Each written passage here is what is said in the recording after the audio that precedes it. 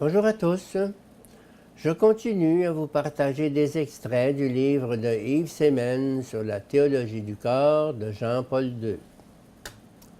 Paternité, maternité responsable, suite. Paul VI cherche à préciser ce concept en tenant compte de ses différents aspects et en excluant d'avance sa réduction à un des aspects partiels, comme le font ceux qui parlent uniquement de contrôle des naissances.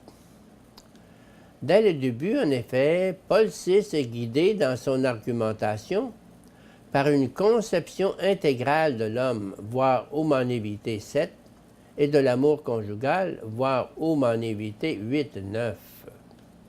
C'est ainsi qu'il écrit « Par rapport au processus biologique, la paternité responsable signifie la connaissance et le respect de leurs fonctions. L'intelligence découvre, dans le pouvoir de donner la vie, des lois biologiques qui font partie de la personne humaine, Humanité 10.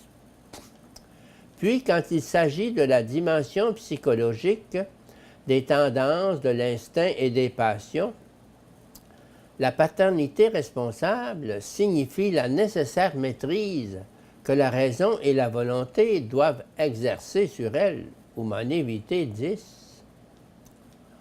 On ne peut donc parler ici de procéder à sa guise. Au contraire, les époux doivent conformer leur agir à l'intention créatrice de Dieu, Humanité 10.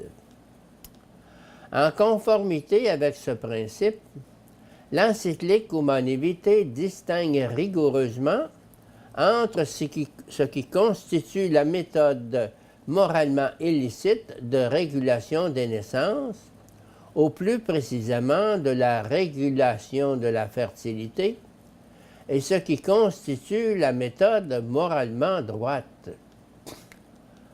En premier lieu, sont moralement illicites l'interruption directe du processus de génération déjà engagé, avortement, Humanité 14, la stérilisation directe et toute action qui, soit en prévision de l'acte conjugal, soit dans son déroulement, soit dans le développement de ses conséquences naturelles, se propose, comme but ou comme moyen, de rendre impossible la procréation, Humanité 14, donc tous les moyens contraceptifs.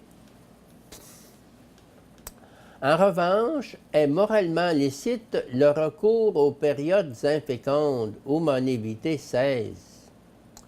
Si donc il existe pour espacer les naissances de sérieux motifs dus soit aux conditions physiques, aux psychologiques des conjoints, soit à des circonstances extérieures, l'Église enseigne qu'il est alors permis de tenir compte des rythmes naturels inhérents aux fonctions de la génération pour user du mariage dans les seules périodes infécondes, et ainsi réguler la natalité sans offenser les principes moraux, Humanité 16. L'encyclique souligne tout particulièrement qu'il existe une différence essentielle entre les deux cas, Humanité 16, qui est une différence de nature éthique. Dans le premier cas, les conjoints usent légitimement d'une disposition naturelle. Dans l'autre cas, ils empêchent le déroulement des processus naturels, Humanité 16.